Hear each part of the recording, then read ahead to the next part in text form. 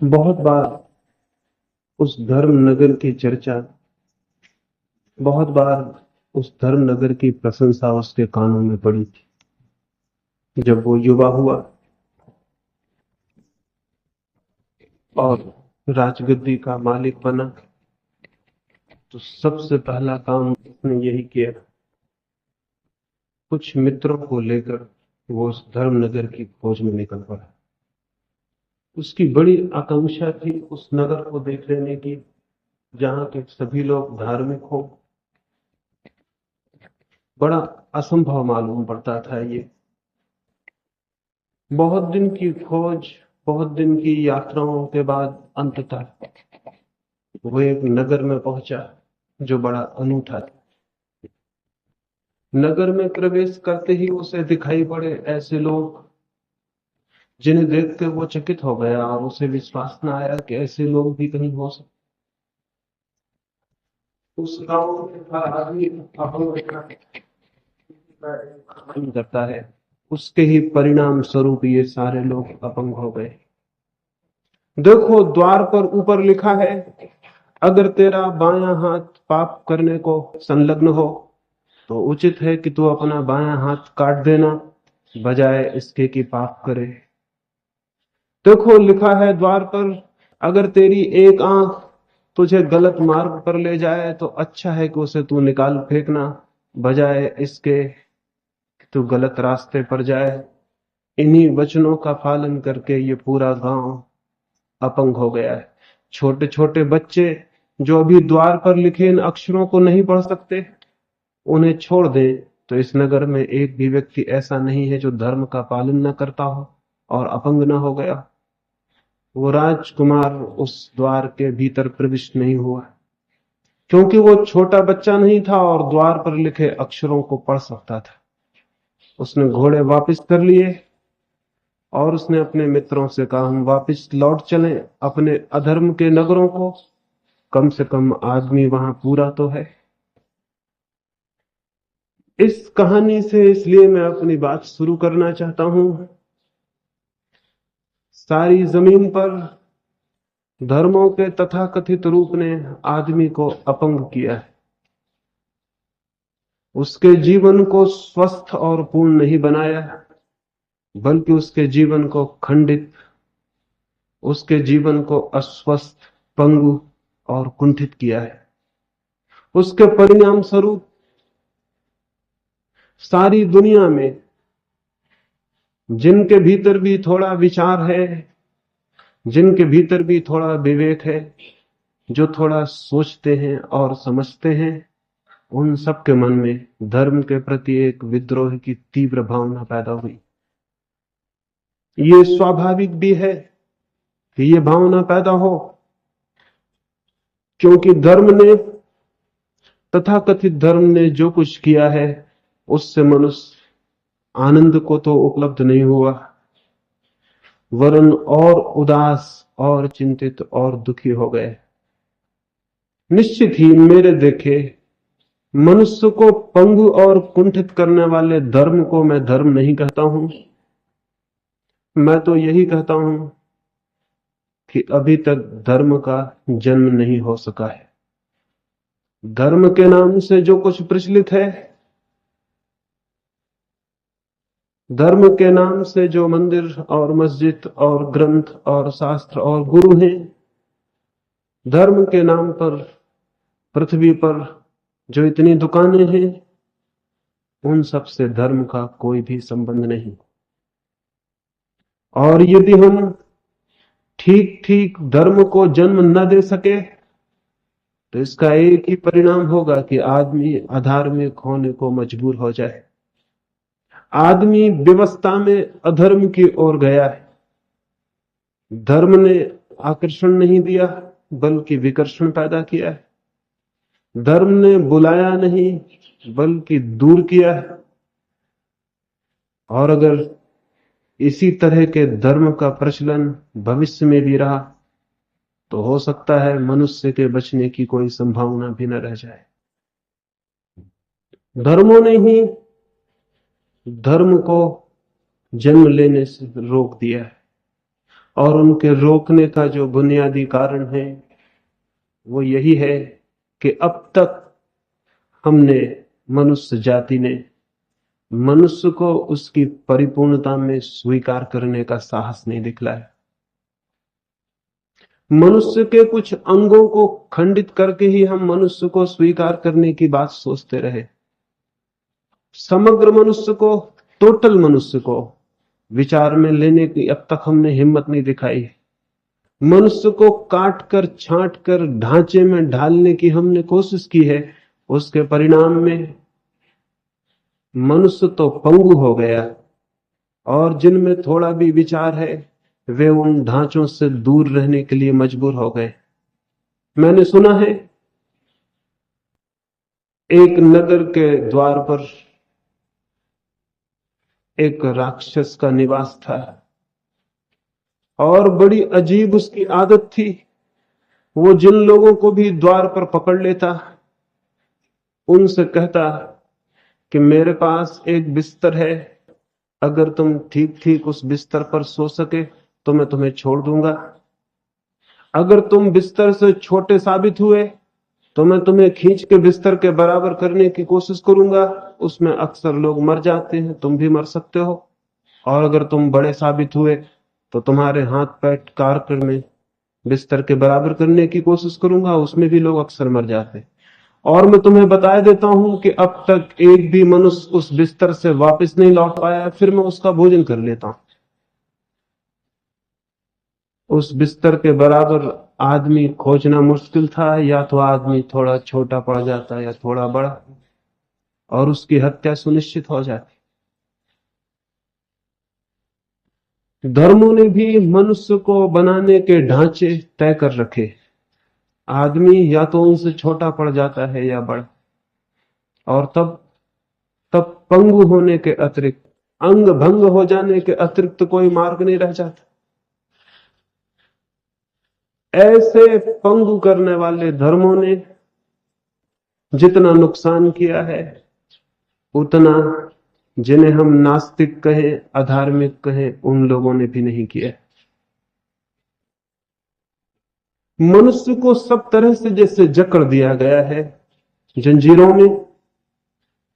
बात मुक्ति की और स्वतंत्रता की है, लेकिन स्वतंत्रता और मुक्ति की बात करने वाले लोग ही कारागृह को खड़ा करने वाले लोग भी हों तो बड़ी कठिनाई हो जाती। जीवन की धारा को सब तरफ से बांधकर एक सरोवर बनाने की कोशिश की जाती है, जबकि सरोवर बनते ही सरिता के प्राण सूखने लगते, उसकी मृत्यु होनी शुरू हो जाती। सरिता का जीवन है अबाध बहे जाने में, नए नए रास्तों पर, नवीन नवीन मार्गों पर, अज्ञात की दिशा में खोज करने में सरिता की जीवंतता है, उसकी लिविंगनेस है। और उसी उसी अज्ञात के पथ पर कभी उसका मिलन उस सागर से भी होता है जिसके लिए उसके प्राण तड़पते, कभी उस प्रेमी से भी उसका मिलना हो जाता है।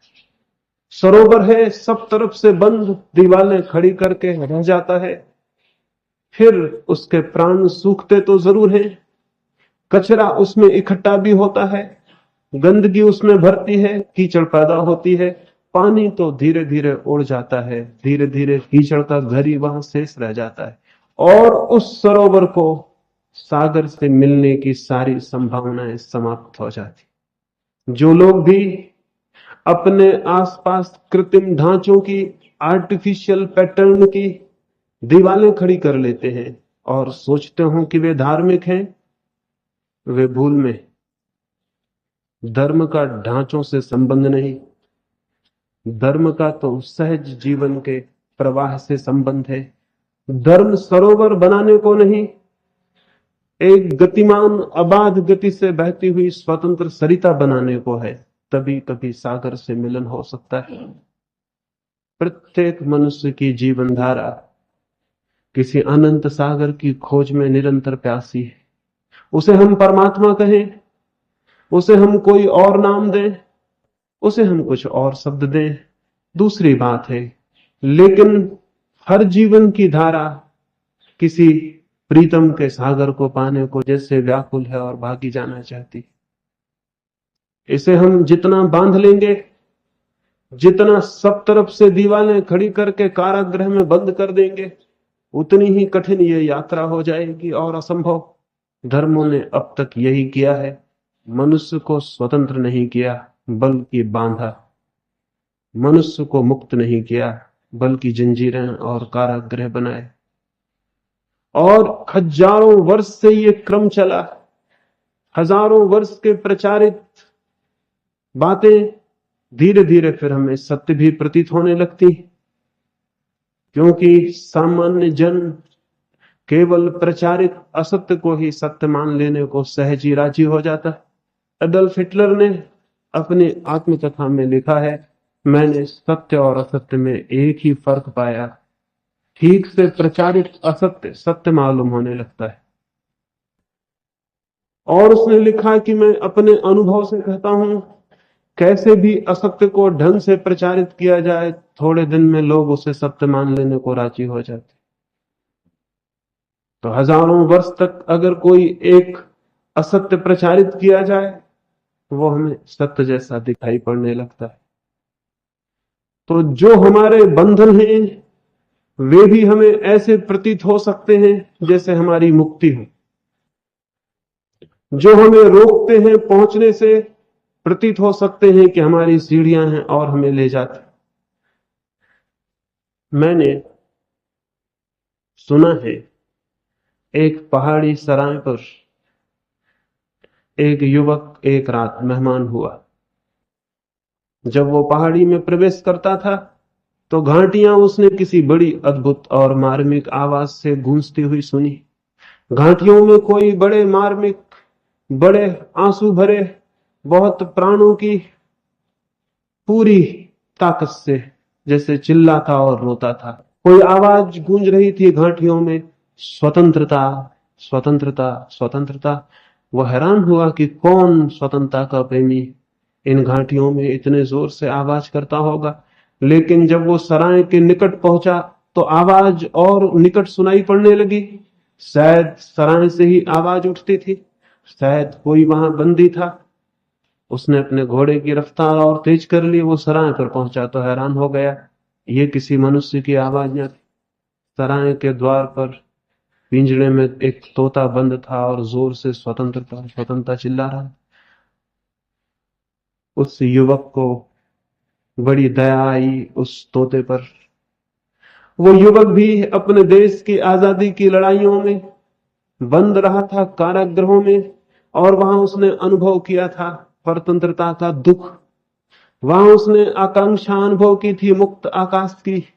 वहां उसकी आकांक्षा ने, वहां उसके सपनों ने स्वतंत्रता के बड़े जाल बूझे थे। आज उसे उस तोते की आवाज में अपनी वो सारी पीड़ा से कराई हुई आत्मा का अनुभव हुआ। पर सराय का मालिक अभी जागता था। सोचा उसने, रात में इस तोते को स्वतंत्र कर दूंगा। रात जब सराय का मालिक सो गया, वो युवक उठा। उसने जाके पिंजड़े का द्वार खोला। सोचा था स्वतंत्रता का प्रेमी तोता उड़ जाएगा, लेकिन द्वार खोलते ही तोते ने सींचे पकड़ लिए पिंजड़े के और जोर से चिल्लाने लगा, स्वतंत्रता स्वतंत्रता स्वतंत्रता। वो युवक हैरान हुआ, द्वार खुले थे, उड़ जाना चाहिए था, चिल्लाने की कोई बात न थी। लेकिन शायद उसने सोचा मुझसे भयभीत हो, इसलिए उसने हाथ भीतर डाला। लेकिन तोते ने उसके हाथ पर चोट की, पिंजड़े के सींचों को और जोर से पकड़ लिया। युवक ने ये सोच के कि कहीं उसका मालिक ना जाग जाए, चोट भी सही और किसी तरह बमुश्किल उस तोते को निकाल के आकाश में उड़ा दिया। वो युवक बड़ी शांति से सो गया। एक आत्मा को स्वतंत्र करने का आनंद उसे अनुभव हुआ था। लेकिन सुबह जब उसकी नींद खुली तो उसने देखा तोता वापस अपने पिंजरे में आकर बैठ गया। द्वार खुला पड़ा और तोता चिल्ला रहा है, स्वतंत्रता स्वतंत्रता स्वतंत्रता। वो बहुत हैरान हुआ, वो बहुत मुश्किल में पड़ गया। ये आवाज कैसी, ये प्यास कैसी, ये आकांक्षा कैसी? ये तोता पागल तो नहीं है? वो तोते के पिंजड़े के पास खड़े होकर यही सोचता था कि सराय के मालिक वहां से निकला और उसने कहा, बड़ा अजीब है तुम्हारा तोता, मैंने इसे मुक्त कर दिया था लेकिन ये तो वापस लौट आया। उस सराय के मालिक ने कहा, तुम पहले आदमी नहीं हो जिसने इसे मुक्त किया। जो भी यात्री यहाँ ठहरता है इसकी आवाज के धोखे में आ जाता है, रात इसे मुक्त करने की कोशिश करता है, सुबह खुद ही हैरानी में पड़ जाता है, तोता वापस लौट आता है। उसने कहा, बड़ा अजीब तोता है तुम्हारा। उस बूढ़े मालिक ने कहा, तोता ही नहीं, हर आदमी इसी तरह अजीब है। जीवन भर चिल्लाता है मुक्ति चाहिए, स्वतंत्रता चाहिए, और उन्हीं सींचों को पकड़े बैठा रहता है जो उसके बंधन है और उसके कारागृह। मैंने जब ये बात सुनी थी तो मैं भी बहुत हैरान हुआ था। फिर मैंने आदमी को बहुत गौर से देखने की कोशिश की तो मैंने पाया कि जरूर ये बात सच है। आदमी का पिंजड़ा दिखाई नहीं पड़ता, ये दूसरी बात है, लेकिन हर आदमी किसी पिंजड़े में बंद है, और आदमी उन पिंजड़े के सींचों को पकड़े हुए है, ये भी बहुत ऊपर से दिखाई नहीं पड़ता, क्योंकि तोते का पिंजड़ा बहुत स्थूल है, आदमी का पिंजड़ा बहुत सूक्ष्म, आंख एकदम से उसे नहीं देख पाती, लेकिन थोड़े ही गौर से देखने पर यह दिखाई पड़ जाता है कि हम एक ही साथ दोनों काम कर रहे हैं। आकांक्षा कर रहे हैं मुक्ति की, आकांक्षा कर रहे हैं किसी विराट से मिलन की, और क्षुद्र सींचों को इतनी जोर से पकड़े हुए हैं कि उन्हें छोड़ने का नाम भी नहीं लेते।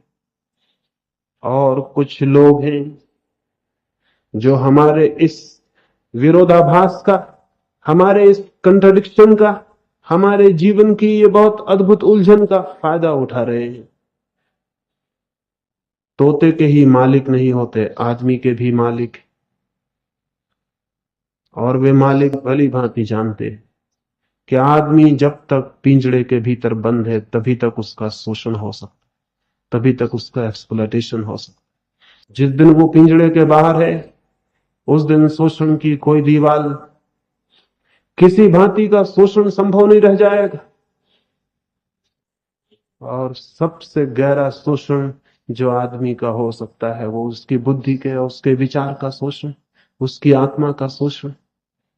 दुनिया में उन लोगों ने जिन्होंने आदमी के शरीर को कारागृह में डाला हो, उनका अनाचार बहुत बड़ा नहीं।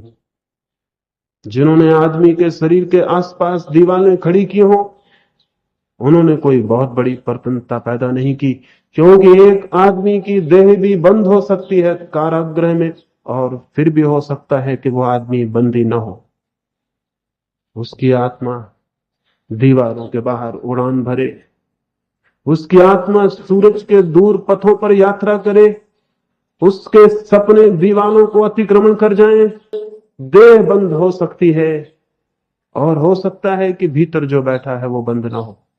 तो जिन लोगों ने मनुष्य के शरीर के लिए कारागृह उत्पन्न किए वे बहुत बड़े जेलर नहीं थे, लेकिन जिन्होंने मनुष्य की आत्मा के लिए सूक्ष्म कारागृह बनाए हैं वे मनुष्य के बहुत गहरे में शोषक, मनुष्य के जीवन पर आने वाली चिंताओं और दुखों का बोझ डालने वाले सबसे बड़े जिम्मेदार वही लोग। और वे लोग कौन? जिन लोगों ने भी धर्म के नाम पर धर्मों को निर्मित किया है वे सभी लोग, जिन लोगों ने भी परमात्मा के नाम पर छोटे छोटे मंदिर खड़े किए हैं, मस्जिद और चर्च, वे सभी लोग, जिन लोगों ने भी धर्म के नाम पर शास्त्र निर्मित किए हैं और दावा किया है उन शास्त्रों में परमात्मा की वाणी होने का, वे सभी लोग, वे सभी लोग जिन्होंने मनुष्य के अंतश्चित्त को बांध लेने की बड़ी सूक्ष्म इजादें की हैं, वे सभी लोग, वे कौन सी सूक्ष्मतम जंजीरें हैं जो आदमी को बांध रखती हैं? उन संबंध में अभी कहूंगा। 3 चर्चाएं यहां मुझे देनी है। 3 चर्चाओं में कोशिश करूंगा कि बंधन समझ में आ सके, हम क्यों बंधन में बंधे हैं ये समझ में आ सके, और हम कैसे बंधन से मुक्त हो सकते हैं ये समझ में आ सके। कौन से बंधन मनुष्य को घेर लिए हैं इतनी सूक्ष्मता से? शायद ख्याल में भी ना आए, ख्याल में आएगा भी नहीं। उस तोते को भी ख्याल में नहीं आ सकता था कि मैं क्या चिल्ला रहा हूं और क्या पकड़े हुए हूं। पहला बंधन जो मनुष्य के आसपास कारागृह को खड़ा किया है वो है श्रद्धा का, विश्वास का, बिलीफ का। हजारों वर्षों से ये समझाया जा रहा है विश्वास करो। ये जहर हम बच्चे को उसके पैदा होने के साथ ही पिलाना शुरू कर देते हैं। दूध शायद बाद में पिलाते हैं, ये जहर पहले पिला देते। विश्वास करो। और जो आदमी विश्वास करने को राजी हो जाता है उसके भीतर विचार की क्षमता हमेशा के लिए पंगु हो जाती। उसके भीतर विचार के हाथ पैर टूट जाते हैं, विचार की आंखें फूट जाती, क्योंकि विचार और विश्वास में जन्मजात विरोध है। या तो विश्वास या विचार, दोनों एक साथ संभव नहीं।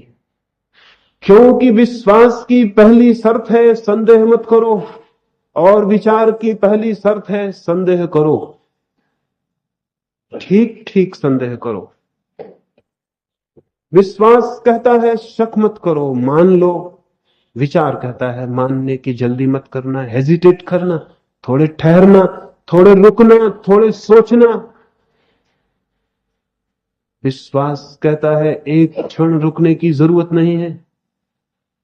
विचार कहता है चाहे पूरा जीवन ही क्यों ना रुकना पड़े, लेकिन प्रतीक्षा करना, जल्दी मत करना, सोचना, खोजना, चिंतन करना, मनन करना। और तभी तभी शायद जो सत्य है उसकी झलक उपलब्ध हो सके। लेकिन विश्वास बड़ा सस्ता नुस्खा है, बहुत शॉर्टकट है, बहुत सीधा सा दिखाई पड़ता है। हमें कुछ भी नहीं करना है। कोई हमसे कहता है विश्वास कर लो, परमात्मा है। कोई हमसे कहता है विश्वास कर लो, परमात्मा नहीं है। कोई हमसे कहता है विश्वास कर लो, आत्मा है। कोई हमसे कहता है विश्वास कर लो, स्वर्ग है, मोक्ष है। दुनिया के ये इतने धर्म, कोई 300 धर्म जमीन पर हैं, इन सब में आपस में विरोध है। ये एक दूसरे की बात से राजी नहीं है, ये एक दूसरे के शत्रु हैं। लेकिन एक बात पर ये सब सहमत हैं कि विश्वास करो। इस जहर को पिलाने में इनका कोई विरोध नहीं। ये इन सब की बुनियाद है।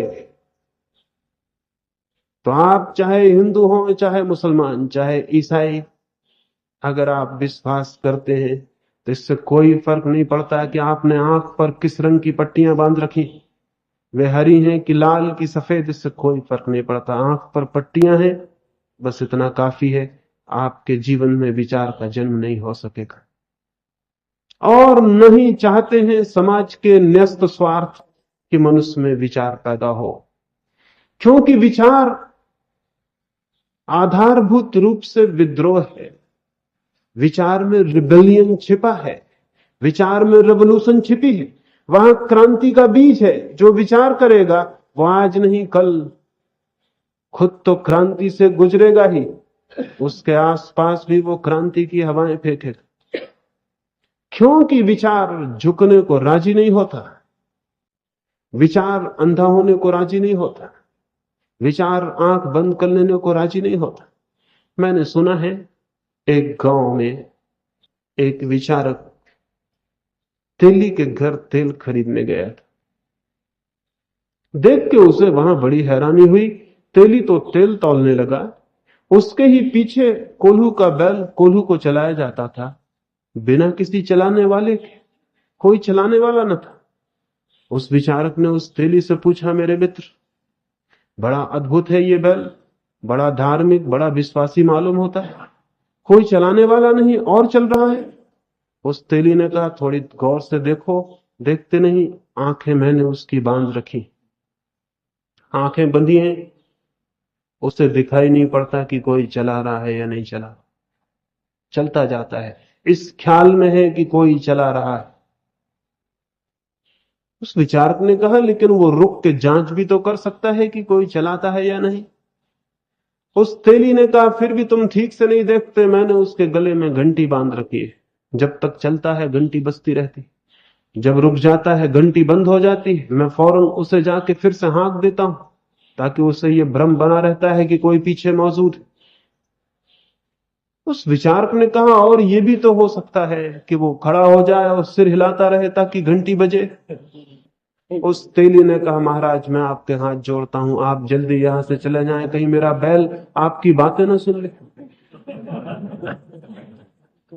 आपकी बातें खतरनाक हो सकती, बैल विद्रोही हो सकता है, आप कृपा कर यहां से जाएं और आगे से कोई और दुकान से तेल खरीद लिया करें, यहां आने की जरूरत नहीं, मेरी दुकान भली भांति चलती है, मुफ्त मुसीबत खड़ी हो सकती। आदमी के शोषण पर भी धर्म के नाम पर बहुत दुकानें, जिन्हें हम परमात्मा के मंदिर कहते हैं, जरा भी वे परमात्मा के मंदिर नहीं, दुकानें हैं, पुरोहित की ईजाद। परमात्मा का भी कोई मंदिर हो सकता है जो आदमी बनाए। परमात्मा के लिए भी मंदिर की व्यवस्था आदमी को करनी पड़ेगी। क्या कैसी छोटी, कैसी अजीब सी बात है, हम बनाएंगे उसके लिए मंदिर, उसके निवास की व्यवस्था हम करेंगे, और हमारे छोटे छोटे मकानों में वो विराट समा सकेगा, प्रवेश पा सकेगा? नहीं, ये तो संभव नहीं है। और इसीलिए जमीन पर कितने मंदिर हैं, कितने चर्च, कितनी मस्जिद, कितने गिरजे, कितने शिवालय, कितने गुरुद्वारे, लेकिन धर्म कहां है, परमात्मा कहां है? इससे ज्यादा अधार्मिक और कोई स्थिति हो सकती है जो हमारी है? और ये मंदिर और मस्जिद ही रोज अधर्म के अड्डे बन जाते हैं, हत्या के, आगजनी के, बलात्कार के। इनके भीतर से ही वे आवाजें उठती हैं जो मनुष्य मनुष्य को टुकड़ों टुकड़ों में तोड़ देती। इनके भीतर से ही वे नारे आते हैं जो आदमी के जीवन में हजार हजार तरह के विद्वेष, घृणा फैला जाते हैं, हिंसा पैदा कर जाते हैं। अगर किसी दिन किसी आदमी ने ये मेहनत उठानी पसंद की और ये हिसाब लगाया कि मंदिर और मस्जिदों के नाम पर कितना खून बहा है, तो आप हैरान हो जाएंगे, और किसी बात पर इतना खून कभी भी नहीं बहा। और आप हैरान हो जाएंगे कि आदमी के जीवन में जितना दुख, जितनी पीड़ा इनके कारण पैदा हुई है और किसी कारण से पैदा नहीं हुई। और आदमी आदमी के बीच जो प्रेम हो सकता था वो असंभव हो गया है, क्योंकि आदमी आदमी के बीच चर्च और मंदिर बड़ी मजबूत दीवार की तरह आ जाते हैं। और क्या कभी हम सोचते हैं कि जो दीवारें आदमी को आदमी से अलग कर देती हो, क्या वे दीवारें आदमी को परमात्मा से मिलाने का सेतु बन सकती, मार्ग बन सकती? जो आदमी को ही आदमी से नहीं मिला पाती, वे आदमी को परमात्मा से कैसे मिला पाएंगे? नहीं, ये मंदिर और मस्जिद कोई भी परमात्मा के मंदिर नहीं। परमात्मा का मंदिर तो सब जगह मौजूद है, क्योंकि जहां परमात्मा मौजूद है वहां उसका मंदिर भी मौजूद है। आकाश के तारों में और जमीन के घास पात में और वृक्षों में और मनुष्य की और पशुओं की आंखों में और सब तरफ और सब जगह कौन मौजूद है? किसका मंदिर मौजूद है? इतने बड़ा मंदिर को, इतने विराट मंदिर को भी जो नहीं देख पाते, वे छोटे छोटे मंदिर में उसे देख पाएंगे? खुद उसके ही बनाए हुए भवन में जो उसे नहीं खोज पाते, वे क्या आदमी के द्वारा बनाए गए ईंट चूने के मकानों में उसे खोज पाएंगे? जिनकी आंखें इतने बड़े को भी नहीं देख पाती, जो इतना ऑब्वियस है, जो इतना प्रकट है और चारों तरफ मौजूद है, चेतना के सागर को भी जिनका जीवन स्पर्श नहीं कर पाता, वह आदमी के बनाए हुए ईंटों की दीवारों में, कारागृहों में बंद मूर्तियों में उसे खोज पाएगा? ना समझी है, निपट ना समझी है। जो इतने विराट मंदिर में नहीं देख पाता, वो उसे और कहीं भी देखने में समर्थ नहीं हो सकता है। लेकिन ये हमने खड़े किए और हमने दावा किया कि ये परमात्मा के मंदिर हैं, और हमने लोगों से कहा विश्वास करो, और हमने दावा किया कि आदमियों की लिखी हुई किताबें परमात्मा के वचन हैं, और हमने लोगों से कहा विश्वास करो। और हमने जो भी ठीक समझा वो कहा, और लोगों से कहा विश्वास करो, असंदिग्ध, संदेह मत करना, संदेह भटका देता है, संदेह भ्रम में ले जाएगा, संदेह का परिणाम नरक होगा। हमने भयभीत किया मनुष्य को, डर दिखलाया, दंड का, प्रलोभन दिखलाया स्वर्ग का कि मान लोगे तो स्वर्ग है, न मानोगे तो नरक है। और ऐसे हमने मनुष्य के लोभ और भय को उत्प्रेरित किया, और हजार हजार वर्षों से एक शिक्षा दी विश्वास कर लेने की।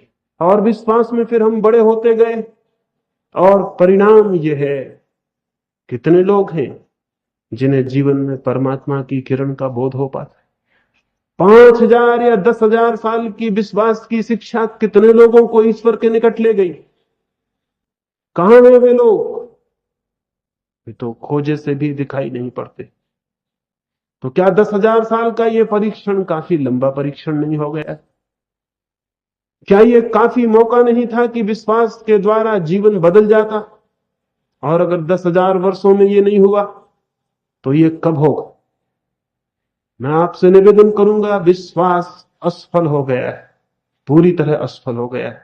बहुत समय हम दे चुके उसके लिए, उससे कुछ भी नहीं हुआ सिवाय इसके कि आदमी और अंधा हुआ हो, आदमी और नीचे गिरा हो, आदमी ने और आत्म बल खो दिया हो। आदमी के जीवन में कोई आनंद की लहर न तो पैदा हुई, न कोई अमृत का दर्शन हुआ, न किसी परमात्मा की सन्निधि मिली। मैं निवेदन करना चाहता हूं, विश्वास पिंजड़े का शिक्षा है। क्योंकि जब भी हम बिना जाने किसी बात को मान लेते हैं तो हम अपने को अंधा करने के लिए तैयार होते हैं। जब भी हम बिना अनुभव किए किसी बात को स्वीकार कर लेते हैं, तब हम अपने भीतर जो विवेक की ऊर्जा थी उसकी हत्या कर देते।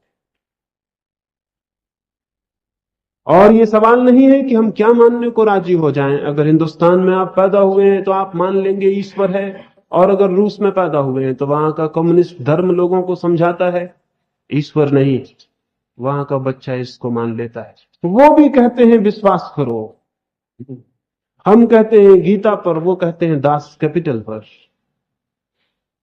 लेकिन विश्वास के मामले में उनका भी कोई झगड़ा नहीं है। ये कम्युनिज्म सबसे नया धर्म है, और ये चाहे रूस में विश्वास दिलाया जाए कि ईश्वर नहीं है, चाहे भारत में कि ईश्वर है, लेकिन दोनों ही बातों को जो लोग स्वीकार कर लेते हैं वे लोग अपने जीवन में कभी सत्य की खोज नहीं कर सकेंगे। सत्य की खोज के लिए पहली जरूरत है कि जो मैं नहीं जानता हूं, जो मेरा अनुभव नहीं है, जो मेरी प्रतीति नहीं है, उसे मैं स्पष्ट रूप से कह सकूं कि मैं नहीं जानता हूं। मैं कह सकूं कि मुझे पता नहीं। मैं अपने अज्ञान को स्वीकार कर सकूं।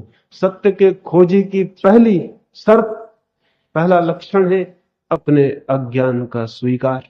लेकिन विश्वासी अज्ञान को स्वीकार नहीं करता। वो ये मानने को राजी नहीं होता कि मैं नहीं जानता हूं। उसे तो दूसरे लोग जो सिखाते हैं वो मान लेता है कि ये मेरा जानना है। अगर मैं आपसे पूछूं आप ईश्वर को जानते, तो आपके भीतर से कोई कहेगा हां ईश्वर है, नहीं तो दुनिया किसने बनाई? ये बातें सिखाई हुई हैं, ये दलीलें सुनी हुई हैं, और इनको हम पकड़ के बैठ गए हो तो हम रुक गए वहीं, हमारी खोज बंद हो गई। हमने आगे जाने का फिर कोशिश नहीं की। विश्वास कभी भी आगे नहीं ले जाता, संदेह आगे ले जाता है, क्योंकि संदेह से पैदा होती है जिज्ञासा, इंक्वायरी, और इंक्वायरी गति देती है प्राणों को नए नए द्वार खोलने की, नए नए मार्ग छान लेने की, दूर दूर कोनों कोनों तक खोजबीन कर लेने की कि कहीं कुछ हो मैं उसे जान लूं। जो जानना चाहता है धर्म को, परमात्मा को, प्रभु को या सत्य को, उसे अपने अज्ञान को स्वीकार कर लेने के लिए तैयार होना चाहिए। लेकिन हम तो झूठे ज्ञान को मान लेने को तैयार, और फिर उस ज्ञान में, उस विश्वास में हम इस भ्रम में पैदा हो जाता है हमारे भीतर कि हम जानते हैं, और जिसको हम जानते हैं उससे हमारा संबंध समाप्त हो जाता है, क्योंकि उसके प्रति फिर हमारी कोई जिज्ञासा नहीं, कोई खोज नहीं, उसके प्रति हमारे भीतर कोई ऊहापोह नहीं, कोई चिंतन नहीं। फिर हमारा बंद हो गया मन वहां, और हमारे भीतर जो विचार की बड़ी ऊर्जा थी वो कुंठित पड़ी रह जाएगी। स्मरण रखें, विचार तो प्रत्येक का जन्मजात हिस्सा है।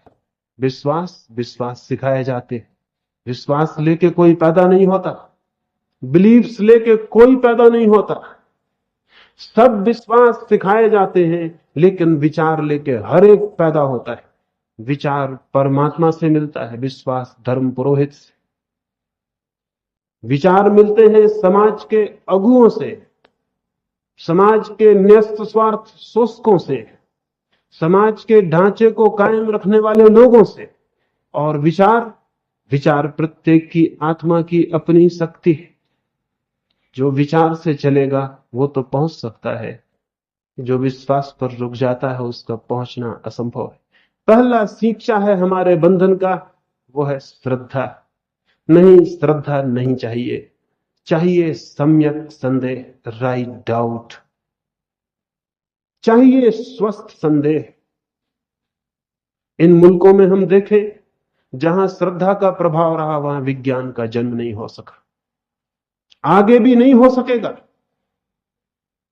क्योंकि जहां श्रद्धा बलवती है वहां खोज ही नहीं पैदा होती।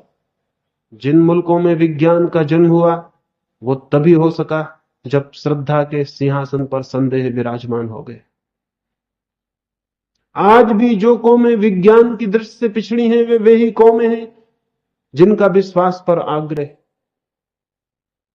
और न केवल विज्ञान के लिए ये बात सच है, धर्म के लिए भी उतनी ही सच है, क्योंकि धर्म तो परम विज्ञान है, वो तो सुप्रीम साइंस। वैज्ञानिक तो फिर भी हाइपोथेसिस को मानकर चलता है, थोड़ा बहुत एक अनुमान स्वीकार करता है, एक परिकल्पना स्वीकार करता है, लेकिन धर्म का खोजी परिकल्पना को भी स्वीकार नहीं करता, कुछ भी स्वीकार नहीं करता। निपट सहज जिज्ञासा को लेकर गतिमान होता है। प्रश्न तो उसके पास होते हैं, उत्तर उसके पास नहीं होते। पूछता है जीवन से, खोजता है बाहर और भीतर, और बिना कुछ स्वीकार किए खोजता चला जाता, खोजता चला जाता। जब स्वीकार नहीं करता है तो उसकी खोज की मेधा तीव्रतर होती चली जाती, इंटेंस से इंटेंस होती चली जाती, और एक दिन उसकी ये प्यास और खोज इतनी गहनतम, इतनी चरम तीव्रता को उपलब्ध हो जाती है कि उसी चरम तीव्रता में, उसी चरम तीव्रता के उत्ताप में एक द्वार खुल जाता है और वो जानने में समर्थ होता है। जिज्ञासा चाहिए, विश्वास नहीं। और विश्वास हमारा पहला बंधन है जो हम चारों तरफ से बांधे हुए। ठीक उसके साथ ही बंधा हुआ दूसरा बंधन है जिसने हमारा कारागृह बनाया, और वो है अनुगमन, फॉलोइंग, किसी दूसरे के पीछे चलना। किसी को मान लेना विश्वास है, किसी के पीछे चलना अंधानुकरण। और इधर हजारों वर्षों से हमें यह सिखाया जाता रहा है, दूसरों के पीछे चलो, दूसरे जैसे बनो, राम जैसे बनो, कृष्ण जैसे बनो, बुद्ध जैसे बनो। और अगर बात पुराने नाम फीके पड़ गए हैं तो हमेशा नए नाम मिल जाते हैं, गांधी जैसे बनो, विवेकानंद जैसे बनो। लेकिन आज तक किसी ने भी हमसे नहीं कहा कि हम अपने जैसे बने, किसी दूसरे जैसा कोई क्यों बने? और क्या यह संभव है कि कोई किसी दूसरे जैसा बन सके? क्या ये आज तक कभी संभव हुआ है कि दूसरा राम पैदा हो, कि दूसरा बुद्ध, कि दूसरा क्राइस्ट? क्या 3-4 हजार वर्ष की नासमझी भी हमें दिखाई नहीं पड़ती? क्राइस्ट को हुए 2000 साल होते। 2000 साल में कितने पागलों ने ये कोशिश नहीं की कि वो क्राइस्ट जैसे बन जाएं, लेकिन क्या कोई दूसरा क्राइस्ट बन सका? नहीं बन सका। क्या इससे कुछ बात स्पष्ट नहीं होती है? क्या ये स्पष्ट नहीं होता कि हर मनुष्य एक अद्वितीय यूनिक व्यक्तित्व है? कोई मनुष्य किसी दूसरे जैसा बनने को पैदा भी नहीं हुआ। परमात्मा के घर कोई कारखाना नहीं है फोर्ड जैसा कि एक सी कारें निकालता चला जाए। परमात्मा कोई कारखाना नहीं है, कोई ढांचा नहीं है। शायद परमात्मा एक कवि है, शायद एक चित्रकार है जो रोज नए चित्र बनाता, रोज नई कविता लिखता। शायद इतना जीवंत है उसका उत्पादन, उसका सृजन, कि वो रोज नई प्रतिमाएं गढ़ लेता है। पुरानी प्रतिमाओं पर लौटने योग्य स्थिति अभी तक भी उसकी नहीं आई। अभी भी नए के सृजन की क्षमता उसकी मौजूद है। इसलिए रोज नया नया, हर व्यक्ति नया है और अलग है और पृथक है। और जिस दिन ये संभव होगा कि सारे व्यक्ति एक जैसे हो जाएं, उस दिन आदमी नहीं होगा जमीन पर, मशीनें होंगी। उस दिन से ज्यादा दुर्भाग्य का कोई दिन नहीं होगा। तो मैं ये निवेदन करना चाहता हूं, अंधानुकरण, किसी दूसरे जैसे बनने की कोशिश से आदमी बहुत गहरे बंधन में पड़ता है। और बंधन में इसलिए पड़ता है कि दूसरे जैसा तो वो कभी बन ही नहीं सकता, ये असंभावना है, ये इम्पॉसिबिलिटी। लेकिन इस कोशिश में अभिनय कर सकता है दूसरे जैसा, तो उसकी आत्मा अलग हो जाती, अभिनय अलग हो जाता। राम तो नहीं बन सकता कोई, लेकिन रामलीला का राम बन सकता है। रामलीला का राम बिल्कुल झूठा आदमी। ऐसे आदमी की जमीन पर कोई भी जरूरत नहीं। रामलीला का राम एक अभिनय है, एक एक्टिंग। ऊपर से हम कुछ ओढ़ ले सकते हैं, भीतर आत्मा होगी पृथक, ये ओढ़े हुए वस्त्र होंगे अलग। इन दोनों के बीच एक द्वंद होगा, एक कॉन्फ्लिक्ट होगी, एक सतत कलह होगी। और अभिनय कभी भी आनंद नहीं ला सकता। देखने वालों को लाता हो ये दूसरी बात, लेकिन जो अभिनय कर रहा है वो निरंतर ये पीड़ा अनुभव करता है कि मैं किसी और की जगह खड़ा हूं, मैं अपनी जगह नहीं हूं, मैं कोई और हूं, मैं वही नहीं हूं जो मैं हूं। वैसा आदमी कभी आत्म स्थित नहीं हो पाता, क्योंकि वो निरंतर दूसरे के अभिनय में व्यस्त होता है। ये भी हो सकता है कि कोई राम का अभिनय इतनी कुशलता से करे कि खुद राम भी मुसीबत में पड़ जाए। ये हो सकता है, क्योंकि अभिनेता को भूल चूक नहीं करनी पड़ती, उसका सब पाठ रटा हुआ तैयार होता है। खुद राम से भूल चूक हो सकती है, क्योंकि पाठ तैयार नहीं है, पहले से सब सिखाया हुआ नहीं है। जिंदगी रोज सामने आती है। असली आदमी भूल चूक कर सकता है, नकली आदमी कभी भूल चूक नहीं करता। इसलिए जो आदमी कभी भूल चूक ना करता हो, समझ लेना कि उस आदमी में कुछ नकली मौजूद है। वो किसी ढांचे में ढला हुआ आदमी, वो जिंदा नहीं, जिंदगी में भूल चुके हैं। तो ये हो सकता है कि रामलीला का अभिनय किसी ने 20 बार किया हो, राम को तो बेचारों को एक ही बार मौका मिला, 20 बार मौका नहीं मिला। ये हर बार ज्यादा कुशल होता चला जाए। और ऐसा भी हो सकता है एक दिन अगर असली राम के सामने इसे खड़ा कर दें, तो जनता इस नकली को पूजे, असली को छोड़ दे। अक्सर ऐसा होता है, क्योंकि ये होगा बहुत कुशल। इसकी इफिशियंसी, इसकी कुशलता का मुकाबला राम नहीं कर सकते।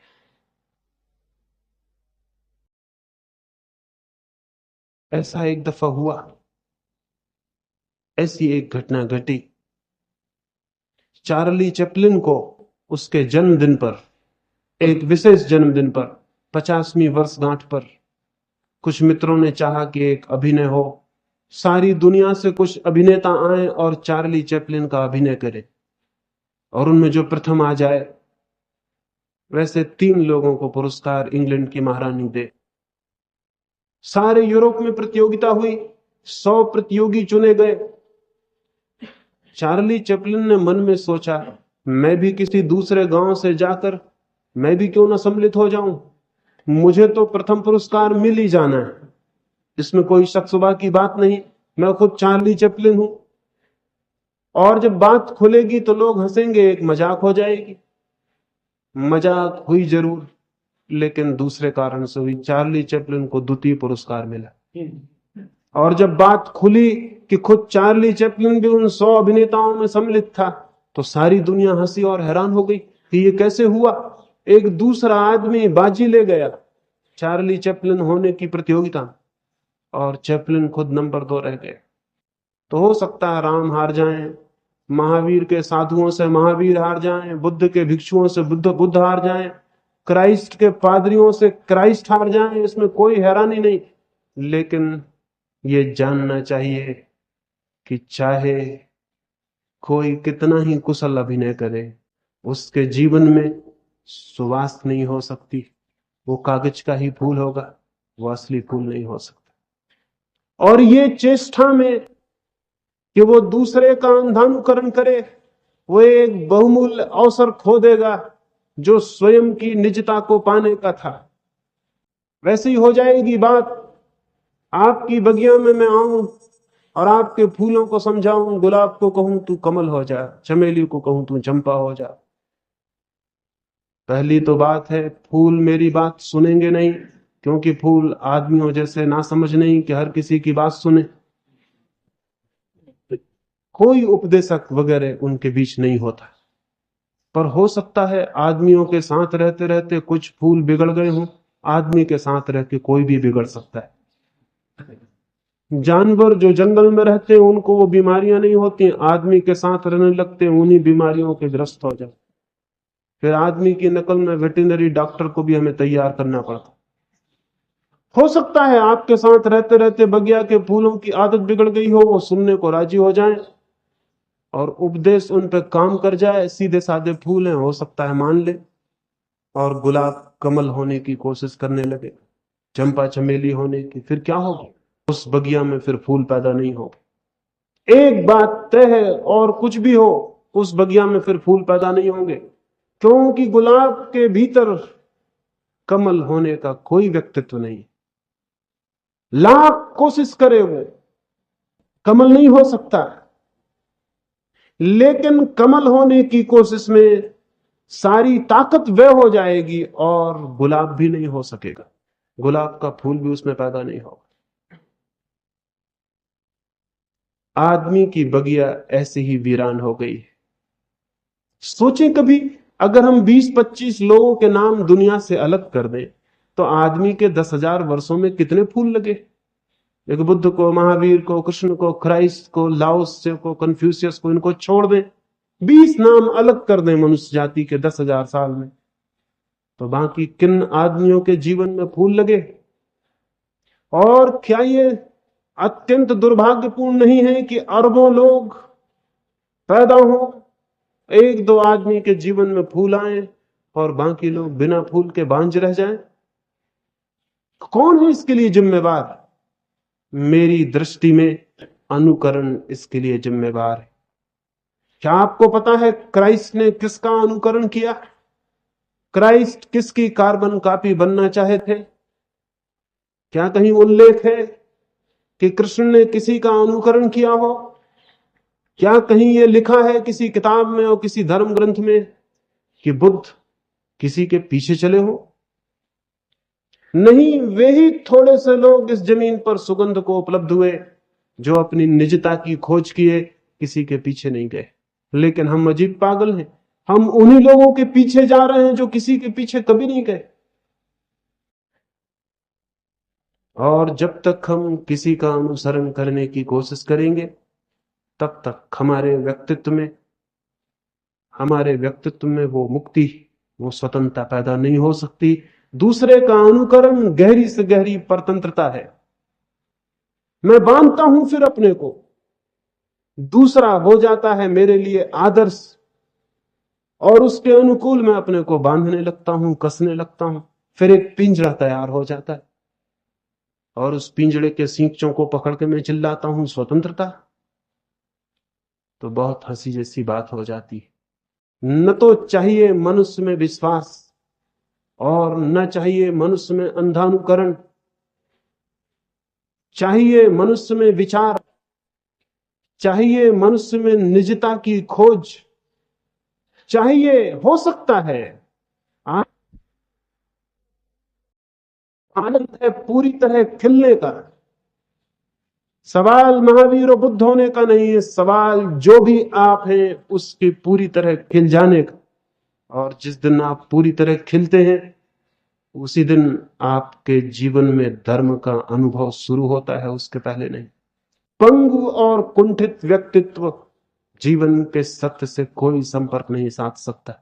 चाहिए परिपूर्ण, स्वस्थ और खिला हुआ फूल की भांति व्यक्तित्व जो अपने सारे प्राणों को विकसित कर सके, तब तब जीवन के चारों तरफ के संदेश उसे मिलने उपलब्ध हो जाते, शुरू हो जाते।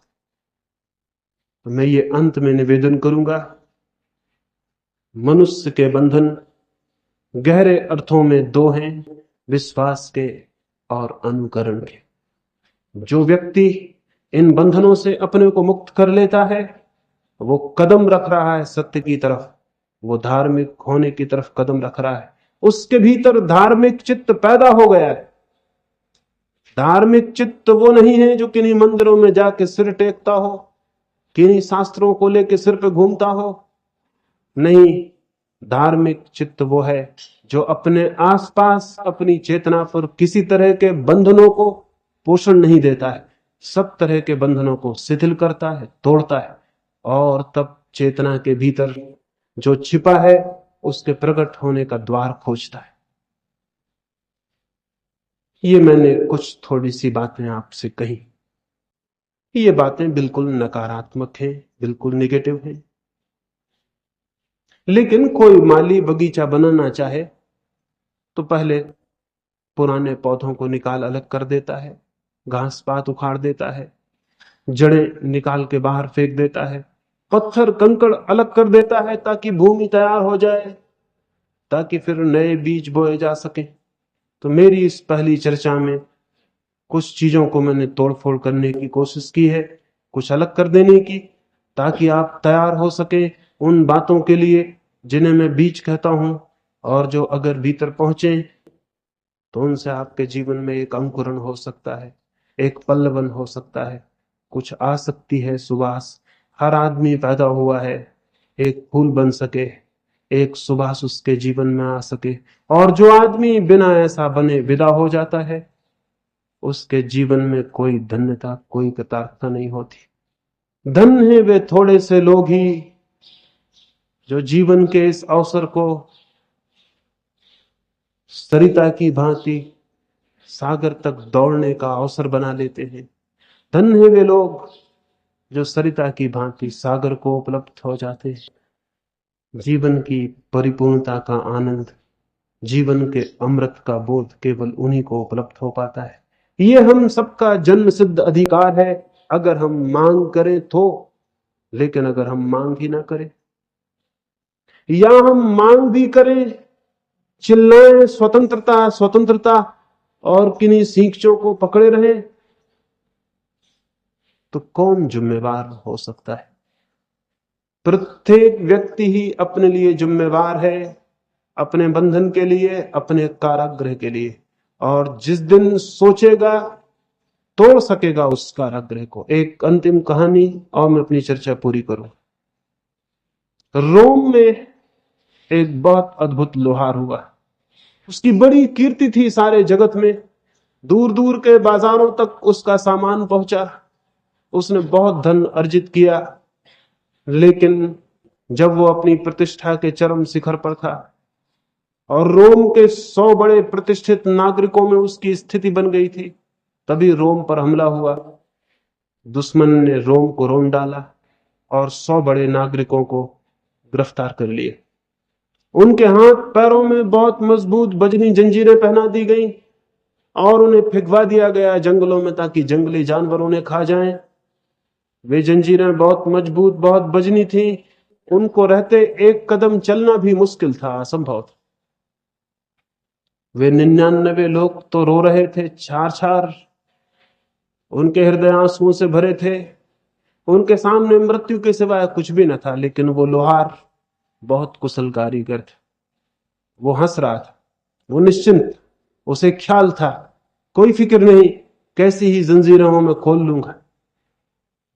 अपने बच्चों को, अपनी पत्नी को विदा देते वक्त उसने कहा, घबराओ मत, सूरज डूबने के पहले मैं घर वापस आ जाऊंगा। पत्नी ने भी सोचा बात ठीक ही है, वो इतना कुशल कारीगर था। फिर उन सब लोगों को जंगलों में फेंकवा दिया गया। वो लोहार भी एक जंगली खड्ड में डाल दिया गया।